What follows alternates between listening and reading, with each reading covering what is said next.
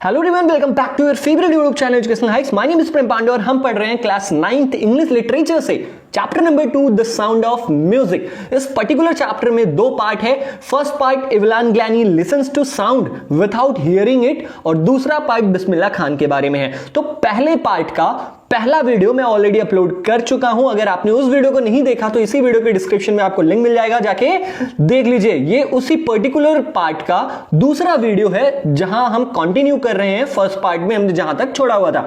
First part में हमने पढ़ा था कि इवलान ग्लैनी के इनिशियल लाइफ के बारे में, शुरुआती जिंदगी के बारे में, कि इवलान ग्लैनी बहरी कैसी हुई, ठीक है। फिर उनका जो इंटरेस्ट था म्यूजिक में, अब वो उस करियर को कैसे आगे लेके जाती हैं, हम इस पर्टिकुलर पार्ट में पढ़ेंगे।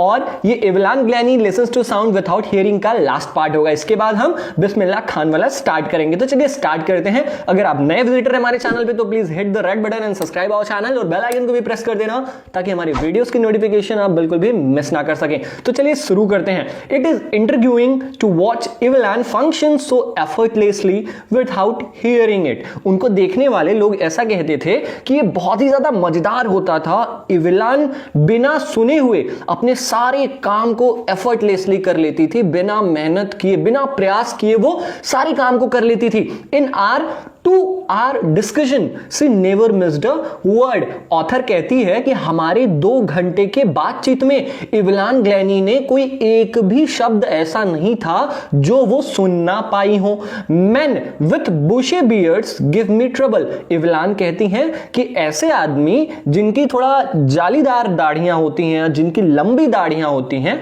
उनसे बात करने में मुझे ट्रबल होती है। परेशानी किस बात की होती है? अब लंबी लंबी दाढ़ियां हैं तो उन्हें होठ को पढ़ने में बहुत मुश्किल होती थी, क्योंकि जिसकी दाढ़ियां बड़ी होती हैं उसके लिप्स दिखते नहीं है। और ये कहते हुए वो हंसती है। It is not just watching the lips. उनका कहना था कि किसी से बात करने के लिए केवल लिप्स को, केवल होठों को पढ़ना या होठों को देखना जरूरी नहीं है।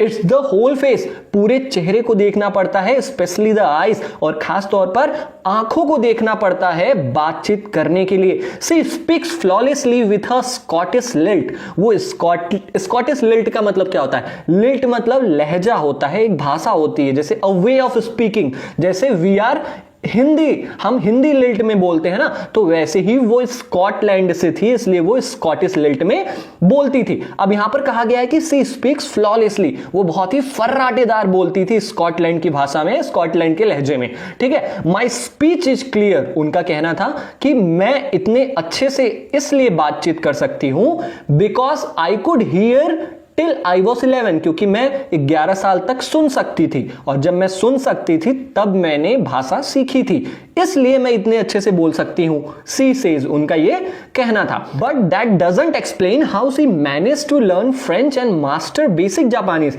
लेकिन ये इस बात का बिल्कुल करेक्ट एक्सप्लेनेशन नहीं है। लेकिन कोई भी ऐसा नहीं कह सकता है कि 11 साल के बाद उन्होंने नई लैंग्वेज नहीं सीखी थी। उन्होंने फ्रेंच सीखी, उन्होंने बेसिक जापानी सीखी, और उन्होंने इन लैंग्वेजेस को तब सीखा जब वो बहरी हो चुकी थी। 7th para. As for music she explains. वो कहती हैं कि जहां तक संगीत की बात है, जहां तक म्यूजिक की बात है, it pores in through every part of my body. जो संगीत है ना, वो मेरे शरीर में, शरीर के हर हिस्से से प्रवेश करता है, या मेरे शरीर के हर हिस्से से मेरे अंदर आता है। It टिंगल्स in the skin. वो कहती हैं कि मेरे चमड़े में जब मैं म्यूजिक को सुनती हूं तो बहुत ही झंझनाहट सी महसूस होती है। टिंगल का मतलब क्या होता है? सेंसेशन, झंझनाहट सी महसूस होती है। माई चिक बोन्स, यहां तक कि मेरे गाल के हड्डियों में भी झंझनाहट महसूस होती है। यहां तक कि मेरे बालों से भी मैं सेंस कर सकती हूं म्यूजिक को। जो म्यूजिक की झंझनाहट है ना, उसको मैं अपने स्किन से, अपने चिक बोन से, यहां तक कि अपने हेयर्स से भी मैं फील कर सकती हूं। When she place the xylophone, उनका कहना था कि जब वो जाइलोफोन बजाती हैं, she can sense the sound passing up the stick into her finger tips. वो कैसे महसूस कर सकती हैं म्यूजिक को, संगीत को, जो जाइलोफोन से आवाज निकलती थी वो उसको महसूस कर सकती हैं। ये जाइलोफोन यहां पे है ना, उनका कहना था कि जो जिस स्टिक से वो जाइलोफोन बजाती थी, उस स्टिक्स से जो वाइब्रेशन उनकी उंगलियों तक आती थी ना, उससे वो म्यूजिक को फील कर पाती थी, ठीक है।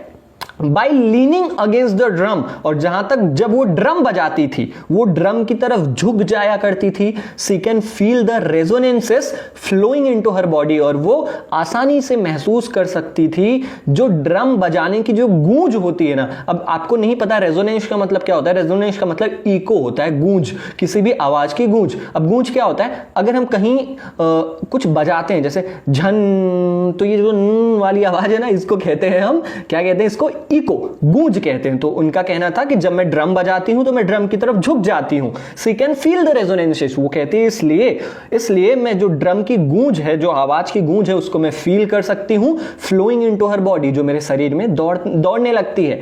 On a wooden platform she removes her shoes so that the vibrations pass through her bare feet and up her legs. और जब वो कभी लकड़ी के तख्ते पर बजाती हैं या कभी लकड़ी के फ्लोर पे जब वो कोई भी म्यूजिकल इंस्ट्रूमेंट बजाती हैं, सी रिमूव्स हर शूज, वो अपने जूते को उतार देती हैं, सो दैट द वाइब्रेशंस पास, ताकि जो उस म्यूजिकल इंस्ट्रूमेंट की वाइब्रेशन है, जो कंपन है ना, वो उनके नंगे पैरों से होते हुए उनके शरीर के ऊपरी हिस्से में आए और वो उसे महसूस कर सकें.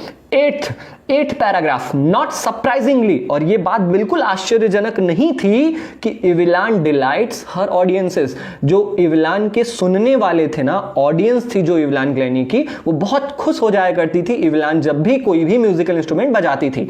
इन 1991 की बात है, she was presented with the royal philharmonic society's prestigious soloist of the year award. 1991 में इविलान ग्लैनी को एक अवार्ड दिया गया, एक पुरस्कार दिया गया. उस पुरस्कार का नाम था royal philharmonic society's prestigious soloist of the year. ठीक है, सेज मास्टर परक्यूशनिस्ट. और इस पुरस्कार को लेने के बाद एक मास्टर परक्यूशनिस्ट थे.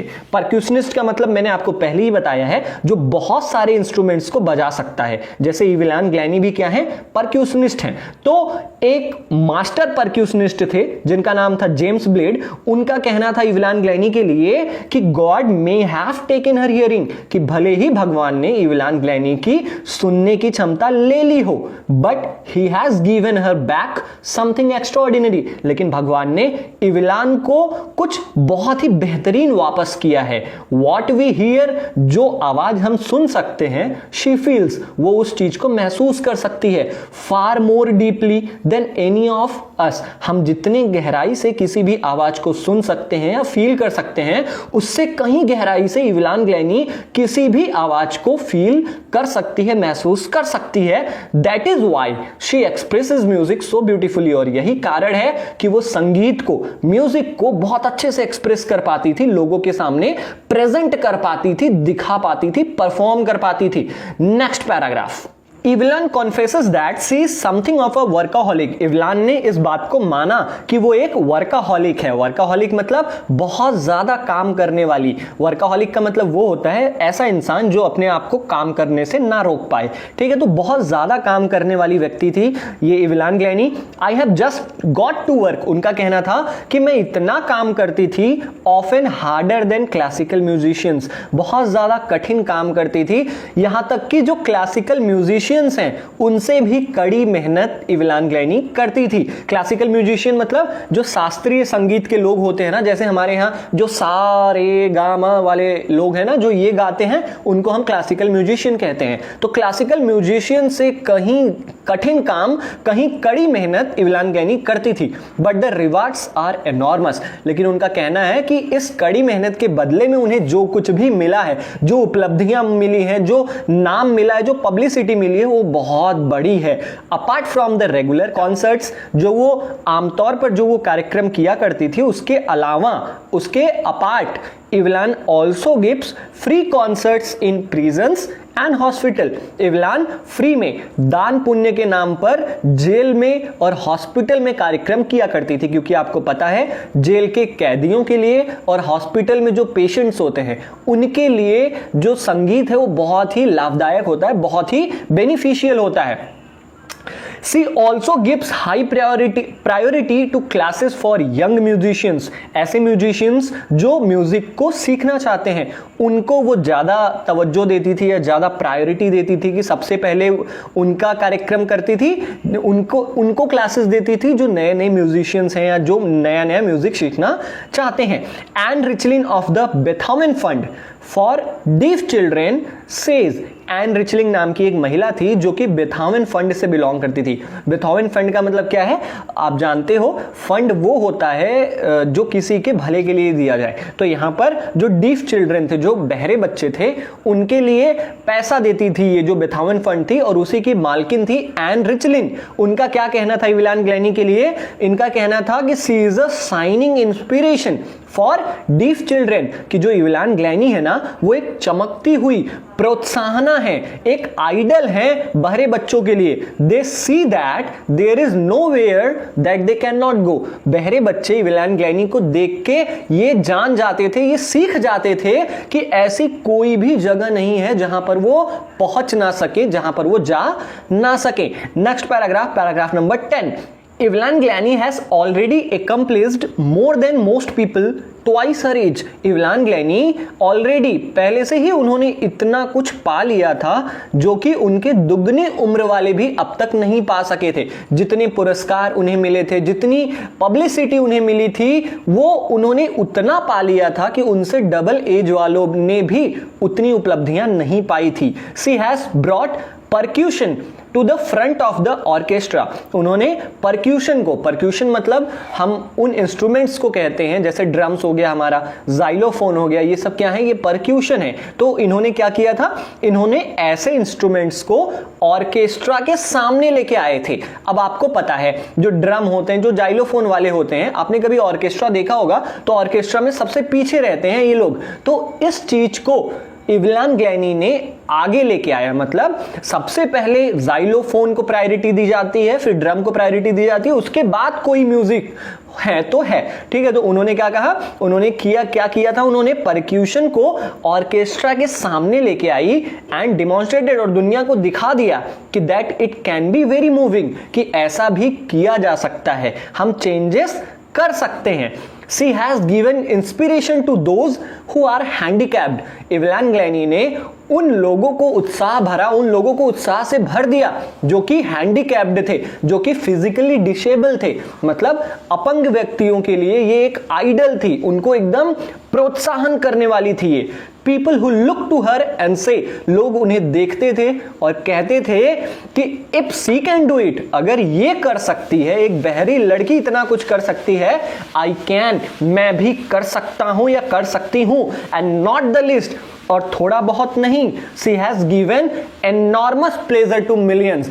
उन्होंने बहुत बड़ी खुशियां दी थी, लाखों लोगों को क्या किया था? उन्होंने खुश किया था, उनको खुशियां दी थी. मिलियंस का मतलब क्या होता है? 1 मिलियन में 10 लाख होते हैं, तो आप समझ सकते हो कितने ज्यादा लोग उनसे प्रभावित थे. तो ये सब कुछ था हमारे इस चैप्टर में. डेबोरा कॉली ने इस चैप्टर को लिखा है. ये चैप्टर एक इंस्पिरेशनल स्टोरी थी इवलान ग्लैनी की. जो नेक्स्ट पार्ट है इस चैप्टर का, साउंड ऑफ म्यूजिक का जो पार्ट 2 है, बिस्मिल्लाह खान, उस चैप्टर में भी बहुत अच्छी स्टोरी है, उसको भी हम जल्दी ही पढ़ेंगे. मिलते हैं अपने अगले वीडियो में, तब तक के लिए जय हिंद.